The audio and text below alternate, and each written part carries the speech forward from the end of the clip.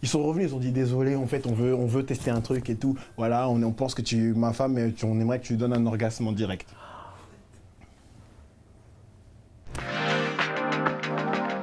C'est réel, bienvenue, bonsoir à tous, on est en direct sur la chaîne Twitch de Skyrock et je suis très heureux de vous retrouver pour passer 1h30 avec vous et avec également des créateurs de contenu qui vous font rire, hein. Vous êtes des millions à mater leurs vidéos, à mater leur contenu, mais qui se cache derrière ces créateurs de contenu? Et ben on va le savoir avec un beau casting d'invités qu'on va avoir jusqu'à 21h. C'est parti, c'est réel, c'est votre émission et Moby, c'est lui. Lui, c'est Samuel, a.k.a. Moby. Né à Montmorency dans le 95, Moby est créateur de contenu sur les réseaux sociaux. À seulement 19 ans, Moby fidélise déjà une communauté de plus de 800 000 abonnés sur toutes les plateformes confondues. Dans sa bio TikTok, son réseau phare, Moby se définit comme tout sauf normal. Et il suffit de pas longtemps sur son profil pour comprendre pourquoi. Si Moby démarre son aventure sur les réseaux sociaux, à la base c'est contre son gré. C'est son grand frère, Lonnie, lui aussi créateur de contenu, qui le pousse à se poser face cam en l'invitant sur sa chaîne en 2019. Donc je vous présente... Yo tout le monde, c'est Samuel, le lycéen préféré de ton lycéen préféré. Et même si de base pour Moby, les réseaux sociaux étaient loin d'être le plan A, force est de constater que le petit frère est piqué. Aujourd'hui, bien entouré de sa bande de potes et présent sur TikTok, YouTube, Instagram, Moby mise tout sur sa polyvalence et sur la diversité des sujets qu'il aborde. Que ce soit l'humour, le sport, le divertissement et même plus récemment les courts-métrages, Moby a beaucoup de cordes à son arc. Pour dire, le gars sait même rapper. Entre les TikTok, les partenariats, les courts-métrages et le studio, Moby est à seulement 19 ans l'un des rookies les plus prometteurs de l'internet français. C'est aussi mon invité sans filtre ce soir dans C'est réel.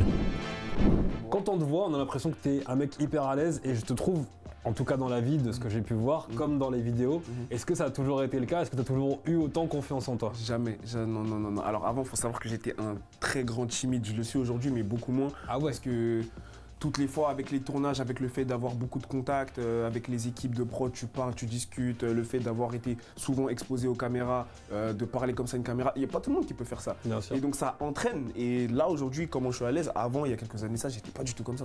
Ah, donc t'es un ancien timide? Ah oui, très gros timide. Genre, je fuyais le regard des gens, j'étais très dans mon coin, je ne parlais à personne, tu me voyais avec ma paire d'écouteurs et dans mon coin, c'est tout. La transformation, elle apparaît à quel moment? Au moment où je commence à me lancer sur les réseaux, quelques mois après, je dirais même un an après, je pense. Donc du coup, je dirais vers 2022, fin 2021, début 2022. Ok. Donc en fait, c'est-à-dire que les réseaux sociaux, ça t'a aidé à justement enlever un petit peu ce qui se passait sous le masque et de te révéler un petit peu. Sans ça, t'allais rester timide. Timide dans mon coin, ouais. C'est un truc de fou. C'est grave. Parce que moi, je me voyais pas être sur les réseaux sociaux avant de commencer. C'est vraiment mon frère qui m'a fait en sorte que il m'a intronisé de force, il m'a forcé et tout. Et j'ai pris goût et je le remercie parce que ça me permet d'avoir des projets de fou, d'avoir des opportunités incroyables. Et... Ouais, Mrico, Moby, il y a déjà une question pour toi de la part de Nanotech. Où t'es venu l'envie de rapper? On l'a vu, t'as vu dans le portrait. C'est vrai que tu rappes aussi, mec. Okay. Tu as plusieurs cordes à ton arc. Alors, où est venue l'envie de rapper? Je vais faire court et simple. Alors, faut savoir que pendant le confinement, il y a eu la période de confinement et avec mes potes, on se disait, bon, venez, on fait un petit jeu où on met une instru et on rappe et tout. Donc, j'avais commencé à écrire un petit texte, mais avant ça, je n'avais jamais eu cette idée. Et de là, j'ai fait une vidéo avec mon frère où il y avait une personne, c'était une FAQ où je répondais aux questions, et où il y avait une personne qui disait, ouais, est-ce qu'il a un rap dans son téléphone, est-ce qu'il peut rapper? Donc du coup, j'ai fait ça, et de là, mon frère, il a commencé à faire une web-série, en gros, qui s'appelait Ops. Ça regroupait un peu des rappeurs, une télé-réalité de musique. Et donc, du coup, on a été amenés à faire tous un freestyle sur le moment. Moi, du coup, sur le moment, j'ai dû écrire comme je pouvais. Et les gens, ils ont commencé à apprécier. Et bah, c'est de là, en fait, où j'ai commencé à vraiment rapper. Mais je n'ai jamais vraiment eu cette admiration pour la musique ou rapper. C'est venu comme ça, juste parce que je devais le faire.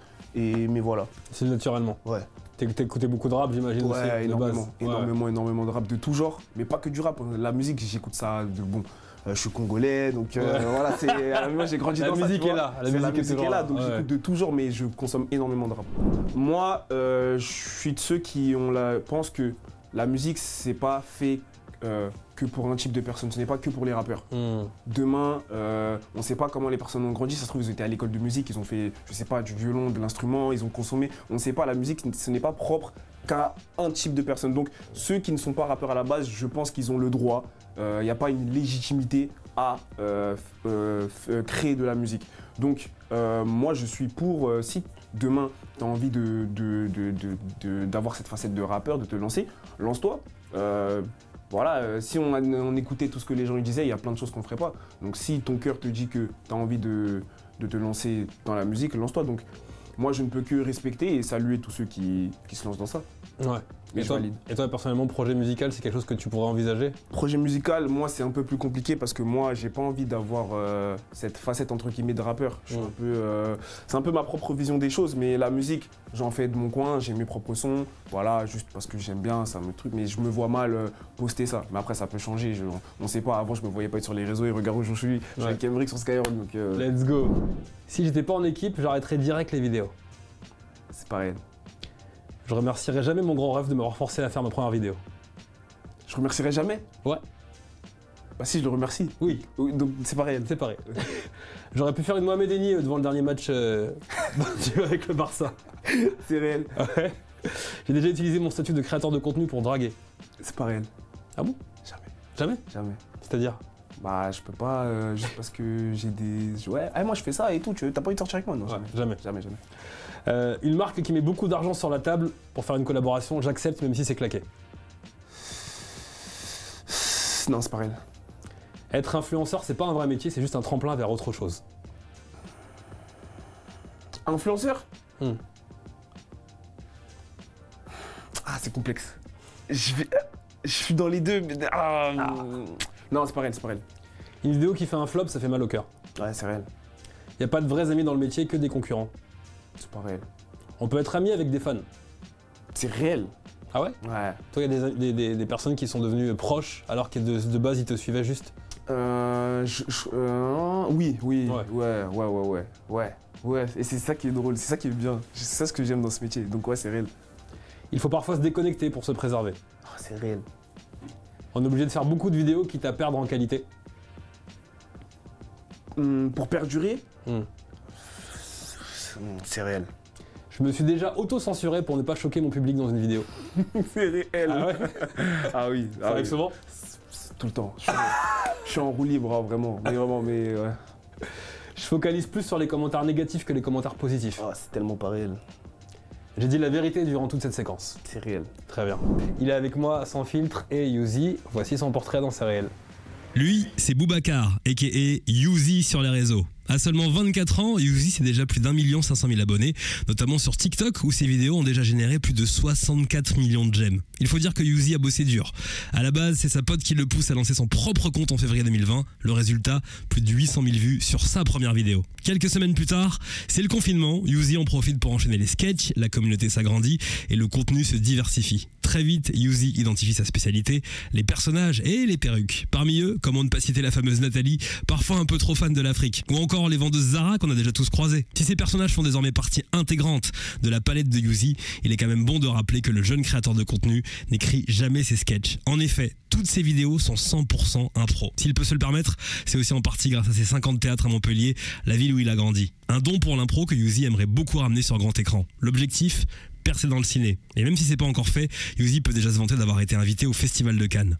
À seulement 24 ans, Youzi est d'ores et déjà un des humoristes les plus engageants de France. C'est aussi mon invité sans filtre ce soir dans C'est réel. Nano, ça Moi, dit quoi? direct, Youzi, je voulais savoir combien t'avais de perruques. J'en ai 17, j'en ai utilisé que 6 aujourd'hui. Ah ouais, ça veut dire que tu Pendant dors 3 sur ans. 11 perruques qui sont dans le stock. C'est ça, elles dorment tous. Et c'est quoi, c'est une perruque, un personnage? Non, c'est une perruque qui peut faire plein de personnages. Ok. Tu vois. Moi, je donne pas des noms à mes perruques. Donc, ça serait bizarre. Tu vois, posé dans ma chambre et tout la nuit, genre non, flemme. À quel moment tu savais que tu allais être fait pour la comédie? Est-ce que tu savais ça à ton jeune âge? Pas du tout. La révélation, elle vient quand? Mais je sais pas, je réalise pas. Ouais. Donc, même aujourd'hui, là, je suis chez Skyrock, je sais pas. Ouais, tu t'hallucines un petit peu. Mais on va dire que c'est les gens qui te font réaliser aussi quand tu as de la reconnaissance. Enfin, tu sais, quand il y a des gens qui sont là, qui t'envoient des messages, j'aime trop ce que tu fais, ça me fait du bien. Quand je croise des abonnés sur Paris ou autre part, même quand je suis parti à La Réunion, je suis sorti de l'aéroport, j'en ai rencontré, en Martinique j'en ai rencontré. Partout, il y en a qui me disent ouais, on te suit de Tahiti. Tahiti, je sais même pas c'est où. Donc ouais, donc c'est à partir de là où tu réalises que tu as quand même des compétences dans ça. Et La notoriété, est-ce que c'est quelque chose pour laquel tu étais préparé ou c'est quelque chose qui te tombe dessus et auquel on s'adapte? en fait, ça tombe dessus et tu t'adaptes en fait. Et comment tu t'adaptes? En gardant la tête sur les épaules, en écoutant les proches, comment tu fais? Alors, quand tu sais distinguer les choses entre ta vie privée et ta notoriété, ça, je pense que tu peux vivre pendant très longtemps. Par contre, si t'es pas préparé, quand je dis pas préparé, c'est pas par rapport à la notoriété, je parle plus préparé mentalement à la vie de base. Si t'es pas préparé et t'as la notoriété qui tombe directement, c'est chaud. Genre c'est chaud, t'es pas concentré, tu vois. Après ça dépend de chacun. Mais moi je sais que je sais faire la distinction et puisque je prête pas attention à ma notoriété, aujourd'hui je trouve que c'est pour ça que j'arrive encore à durer dans le temps. Tu vois, tu parles de clairement, si tu fais pas de vidéo, il n'y a pas d'argent qui rentre. Est-ce que toi, tu réussis à garder un petit peu cette, je dirais, genre cette magie un peu innocente du on est là pour se faire plaisir, on est là pour faire des trucs quali, ou est-ce que tu t'es déjà surpris un petit peu à regarder le truc comme un chef d'entreprise en mode là on est en baisse sur les courbes. Ouais, commence à analyser les commentaires, jamais. Comment tu le vis ça? Pas du tout. Moi, je fais par amusement. Tout ce que je fais aujourd'hui, pour moi, il faut s'amuser de ouf.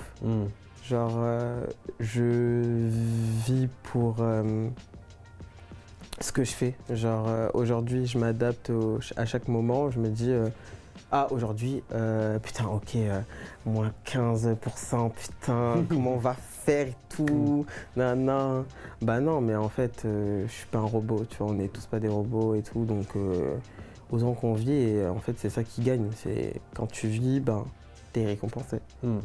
J'ai déjà utilisé mon statut de créateur de contenu pour draguer.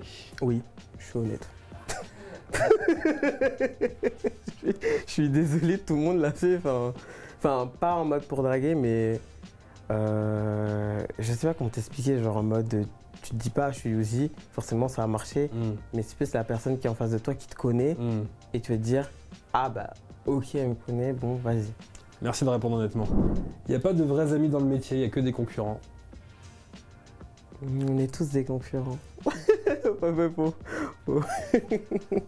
Je sais quelqu'un aurait dit non, on est tous des vrais amis. Non, on est tous des concurrents. Ah ouais. Faut parler français aussi. Ouais. Mais en vrai, on est tous des amis, genre vraiment. Vous vous soutenez quand même, on la se soutient plupart. de ouf, on est tous dans le même bateau.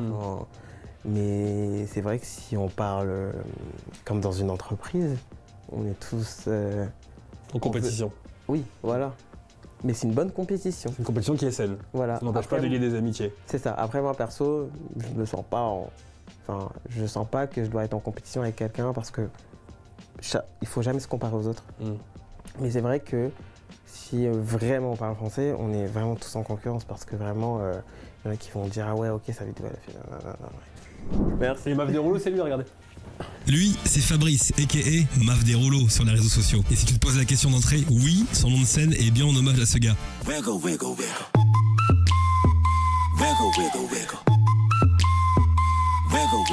Maf Derouleau, c'est un stand-upper, comédien et créateur de contenu de 37 ans. Son rêve, faire carrière dans le ciné. Un objectif dont il est en train de se rapprocher, notamment grâce aux réseaux sociaux. C'est début confinement que Maf se lance quand il est sur scène au Jamel Comedy Club ou pendant les premières parties d'Ahmed Silla ou de Patson. C'est à l'oral qu'il délivre ses vannes. Sur les réseaux sociaux, en revanche, Maf décide de faire tout l'inverse, se taire et faire rire sans parler. Un an plus tard, ça paye avec cette vidéo.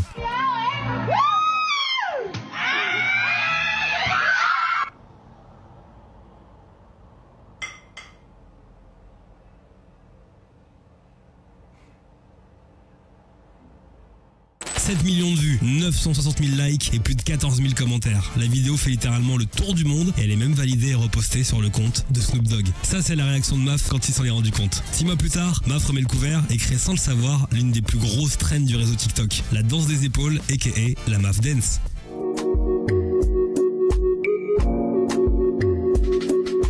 Le concept explose et Maf se retrouve vite affité avec plein de célébrités.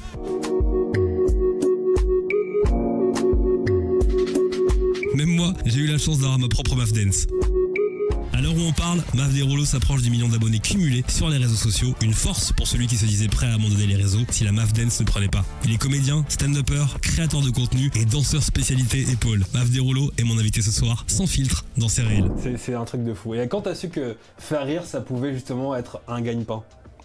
Ça, je l'ai compris. Ça, je l'ai compris en regardant Jamel Debbouze. Ouais. Nous, on n'avait pas le Téléstar avant. C'est Jamel Debbouze, il est arrivé comme ça sur Canal+, et on a vu un petit rebeu, habillé veste en jean, il avait des requins, et tu sais, quand Jamel Debbouze est passé sur Canal+, c'était il y avait des Tasmanie. autour, bien sûr. Il n'avait pas le temps. Ah, et c'est là qu'on a compris, enfin c'est là que j'ai compris que, ah ouais, le gars est rigolo, il faisait des interviews, il disait qu'il venait de Trappes, et là, moi j'ai compris que ça pouvait être un travail. C'est Jamel Debbouze qui m'a mis une claque.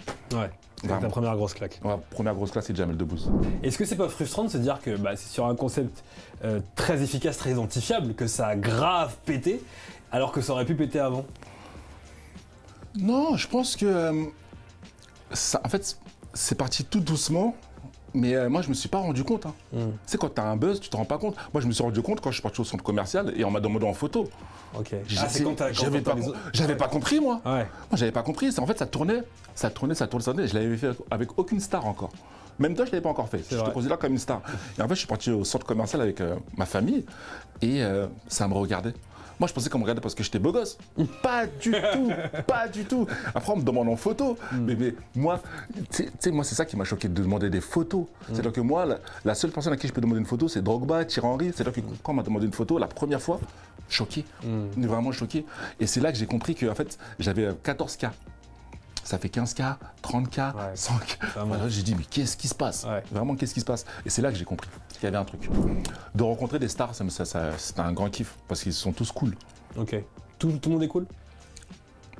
Oh On a entendu. Tu connais ça? Tu connais ça? Je vais vous balancer un scoop. Tu sais que la seule personne avec qui je ne l'ai pas faite, c'est Dadju. Il m'a refusé. Ok. Il m'avait dit oui. Et après, à un moment, je l'ai harcelé. Hein. On est dans un des événements à lui, pour son film. Et comme il a dit qu'on allait le faire, et je me suis dit, Dadju, si je le fais avec Dadju, c'est Dadju quoi. Bah oui. C'est Dadju. T'imagines, attends, c'est avec Dadju. Et je lui dis, ouais, Dadju, on fait la vidéo. Il me dit, ouais, après. Ouais, Dadju, on fait la vidéo. Tu sais, je me suis senti lourd. Ouais, Dadju, on fait la vidéo. Ouais, après. Et tu sais quoi? J'ai mis du temps à comprendre qu'il voulait pas. Ok, donc pour toi, c'est clair, il voulait pas. Il voulait pas. Et j'étais tellement déçu, ça m'a fait tellement mal parce que Dadju, c'est Dadju, je suis un grand fan de Dadju. Ok, bon, on aime toujours Dadju. Mais j'aime toujours Dadju. Et s'il te demande à faire une vidéo, on y va? Non, c'est fini Dadju. Ah d'accord. Question de X.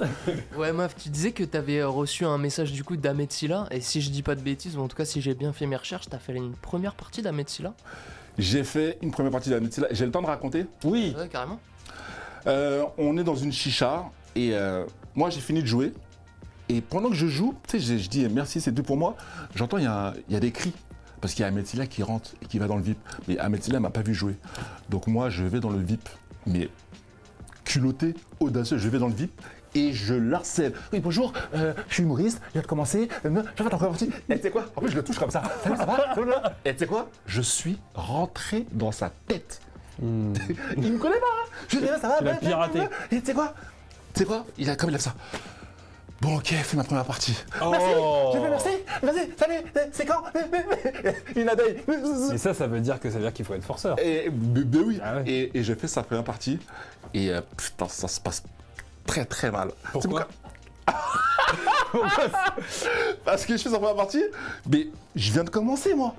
Et déjà j'arrive en avance dans la salle, et je vois ma loge. Il y a un monsieur qui me dit, ta loge elle est là-bas, je vois ma loge, je vois Ahmed Silla partout, et je me pose comme ça, et je fais des snaps. Regardez ma loge, tout ça. Il y a Ahmed Silla qui rentre, il me dit, mais c'est ma loge. Et donc je dis, ah mais excuse-moi, je dis, elle est où ma loge? Là-bas, et il y avait une salle, elle était plus petite que celle-là, avec un phare en face. Donc je dois faire 10 minutes. Ouais. Et tu sais quoi, les 2 premières minutes, ça se passe mal, parce qu'en fait, j'avais pas compris, première partie, la lumière elle allumée, il y avait 2000 personnes. Et moi je dis à la régie, ouais, tu peux éteindre la lumière. Ouais, et je lâche pas l'affaire. Tu sais, normalement, tu passes à autre chose. Ouais, la lumière. Et on me dit, non, c'est comme ça. Bon. J'ai fait que de la merde. Flop. Il m'a plus jamais rappelé. Et après, il m'a revu dans des épaules. Et il m'a dit, c'était toi? J'ai dit, ouais, c'était moi. Oh, ok. Je peux refaire ta première partie, s'il te plaît? Ça c'est intéressant de se dire qu'en fait, il faut avoir de l'audace. Mais c'est obligé, des sinon, qualités mais, du sinon, mais métier. si t'attends qu'on vienne te chercher dans ce milieu-là, Ouais. ah non, c'est fini. Donc vraiment, l'image, quand on dit pas taper à la porte, mais défoncer la porte, Faut défoncer la... Bah oui. Ok. Ah oui. Avant la danse de l'épaule, j'ai songé à tout arrêter. C'est réel. Même limite dépression. Ah ouais? Bah oui, dépression, parce qu'en fait, moi je connaissais déjà le game. Et quand t'es chez toi et tu vois les copains passer chez Arthur, passer chez Hanouna, faire des films, tout ça, et tu baisses les bras. et en plus ta commune qui dit, mais c'est pas ton copain ça, c'est pas ton pote. Ouais. Et bah oui, dépression. Moi j'étais à ça, hein. J'en pouvais plus. C'est dur. Hein. Et on est en concurrence. Quand tu vois les autres réussir, c'est humain. T'es pas jaloux, mais tu te dis, putain, je suis une grosse merde. Ouais. Et dans ces moments-là, il faut continuer, c'est ça? Persévérer quoi qu'il arrive, même quand on veut baisser les bras. Et qu'on a plein de preuves qui nous montrent que ça va pas dans le sens du succès. C'est bizarre ce que je veux dire, mais le confinement m'a sauvé. Hein. Le Covid m'a sauvé. Hein. Ok. Sans le Covid. C'est réel ou c'est pas réel? J'ai croisé beaucoup de stars, la plupart sont des hypocrites. Eh, j'ai des jokers, j'ai pas de joker dans ce jeu. Ah, y a pas de joker. On est sans filtre. Non, c'est pas réel. Mais. Non, franchement, il y a beaucoup d'hypocrites dans le milieu, mais moi, les personnes que j'ai rencontrées, c'était une bonne vibe. C'était pour surfer sur le moment, c'est bonne vibe, salut, au revoir. Après, on n'est pas des copains. Ils seront pas là à mon enterrement, je ne serai pas à leur enterrement. Être humoriste sans avoir de taf à côté, c'est très compliqué. Oui, c'est réel. J'ai déjà utilisé mon statut de créateur de contenu pour draguer. Tu cherches quoi, au juste? Ah merde. Non, c'est pas réel. Ok. Mais tu pourrais. Marié, je suis en couple. Une marque qui met beaucoup d'argent sur la table, obligée d'accepter, même si c'est claqué. Waouh, ça c'est une vraie question d'enculé. Ouais. Ça se oui. pose. Oui. Attends, beaucoup d'argent, c'est quoi pour toi? Beaucoup d'argent. Beaucoup d'argent. Ouais. Genre beaucoup d'argent. Ouais. Genre beaucoup d'argent. Il y a des zéros, quoi. Il y a des zéros? Ouais. Ok. C'est réel. Être influenceur, c'est pas un vrai métier, c'est juste un tremplin vers autre chose. C'est réel. Une vidéo qui fait flop, ça fait très mal au cœur. C'est réel. Il n'y a pas de vrais amis dans le métier, que des concurrents. C'est réel et pas réel. En fait, il faut créer son cercle d'amis. Faut créer son cercle d'amis. Regarde, Raidan Bolgaraba, il a son cercle d'amis. Ouais. Il faut avoir son cercle. Si tu es dans aucun cercle, c'est compliqué. Il faut créer son cercle. On peut être ami avec des fans. Ami avec des fans? Pas du tout. Non. Non. Surtout pas. On peut coucher avec des fans, mais être ami. Donc, on te- Le gars qui a rien compris. Le gars qui a rien compris. Non, on peut pas, mais on peut coucher avec des fans. Non, ami avec des fans, non, c'est malsain, c'est bizarre. Faut parfois se déconnecter pour se préserver. C'est réel. Tu l'as fait là? Un peu. Oui. Ouais. Je me suis déconnecté un bon moment. En fait, non, faut souffler. Ok. J'étais trop. Il faut. Après, t'as vu. C'est bon, Maf Derolo, c'est le gars de la danse des épaules, mais il faut sortir de là. Merci, c'était top. Et Ado Pharaon, c'est lui. Merci Mof. Ciao. Lui, c'est Adonaïs, a.k.a. Ado Pharaon sur les réseaux sociaux. Si tu croises Ado sur TikTok ou dans la rue, il y a de fortes chances qu'ils soient en train de faire un truc du genre. Ça allait un peu trop vite pour toi? On la refait. Là, Ado demande à ce mec de littéralement oublier comment marcher. Pas du tout flippant. Originaire de Garges-les-Gonesse dans le 95, Ado, avant d'être hypnotiseur sur les réseaux sociaux, c'est avant tout un danseur. Après un bac S option danse, Ado rejoint le casting de la comédie musicale Le Roi Lion à seulement 18 ans. Très vite, son quotidien est rythmé par les tournées, les premières parties à Bercy et les représentations à la Fashion Week. Mais comment on fait pour réussir à garder les pieds sur terre quand on est catapulté dans un monde qui ressemble en rien à celui qu'on connaît? Pour Ado, ça va se traduire en une discipline précise, la PNL. Et pas PNL, les deux frérots du 91, non. La PNL, ou la programmation neuro-linguistique. La PNL, c'est comprendre comment les humains fonctionnent selon leur comportement. Ado étudie le sujet pendant 12 ans, et pour encore plus approfondir la chose, il se tourne ensuite vers l'hypnose. C'est pendant le confinement que ses live hypnose explosent sur les réseaux sociaux et que sa communauté se crée. Depuis, Adonaïs, c'est plus de 2 millions d'abonnés sur TikTok grâce à des vidéos qui tournent aux 4 coins du monde. En 2022, Ado monte son premier spectacle d'hypnose sur la scène de l'Apollo Théâtre à Paris. Depuis, il a sorti un livre, un claquement de doigts, joué son spectacle dans plus de 10 pays pays différents et même ouvert son propre cabinet d'hypnothérapie. En 2023, il avait même reçu dans le récap, il avait carrément hypnotisé la moitié de l'open space de la radio et une stagiaire avait même eu une conversation téléphonique avec un bloc-notes. Il est hypnotiseur, influenceur et stand-upper. Ado Faran est mon invité ce soir sans filtre dans C'est réel. Mais c'est ça, parce que pour qu'on comprenne bien, pour quelqu'un qui n'y connaît rien à l'hypnose, c'est qu'on pourrait tenter de croire que tu peux hypnotiser que les personnes qui sont physiquement en face de toi. Ouais. Là, en fait, toi, par téléphone, par FaceTime, t'éteins un mec à 40 km. En fait, j'ai plus que 40 km. J'ai t'as envie. endormi les gens au Sénégal alors que j'étais ici. mais la réalité, en fait, c'est que c'est même pas de l'hypnose que j'ai utilisé, ça s'appelle la fascination. C'est une technique qui est basée sur la tension oculaire. Et en fait, la chance que j'ai, c'est que tu vois, j'ai des yeux particuliers par rapport à la manière dont ils sont et la tension oculaire que je tiens. Ouais. Et ben, ça fait que, en fait, c'est comme si je fais de la saturation de rapide. En gros, je vais te regarder et quand je te regarde, tu clignes pas beaucoup des yeux. Tu vois, Emmerich là, il cligne plus beaucoup des yeux parce que je le regarde. Mais dès que je vais arrêter de regarder, il va recligner des yeux. Et ça, c'est vraiment un truc particulier qui fait que, si vous avez vu la vidéo au Sénégal où j'endors le lion, il me regarde et il cligne plus des yeux. Et après, donc j'ai le timing, je connais la respiration. Et quand je prends la respiration qu'il faut, bam, le lion il part sur le côté. Cette vidéo au Sénégal, laisse tomber. Ouais, ça nous a rempli une salle en 10 minutes. Et surtout sur TikTok, moi quand j'ai commencé les vidéos, elles étaient bloquées parce que TikTok n'avait jamais vu ça sur la plateforme. D'accord. Donc je faisais des vidéos, elles faisaient des une vue ou alors elles étaient bloquées. Le jour où TikTok, ils ont vu une des vidéos, ils m'ont contacté, ils m'ont demandé. Et derrière, c'est à partir de là que sur la plateforme, les vidéos, ils les ont acceptées parce qu'ils ont compris ce que c'était. C'était quoi le motif? Genre quand tu te faisais, tu vois, Shadow Ghost une vidéo, c'était quoi le message qu'il t'envoyait? Je te dis la vérité, ils croyaient que le gars était mort.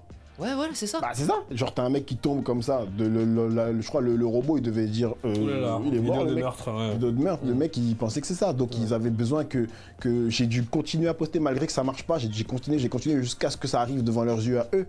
Et qui se disent, c'est pas possible que le mec il poste tous les jours des vidéos où il tue des gens, tu vois. Je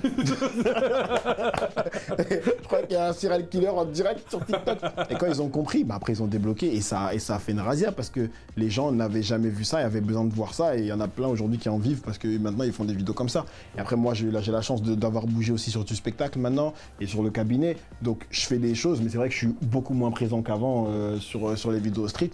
Mais c'est normal, il faut un turnover et c'est cool si les jeunes aussi, si d'autres font des trucs. Moi je suis partant, je trouve ça bien, tu vois. Je me suis déjà auto-censuré pour ne pas choquer mon public dans une vidéo.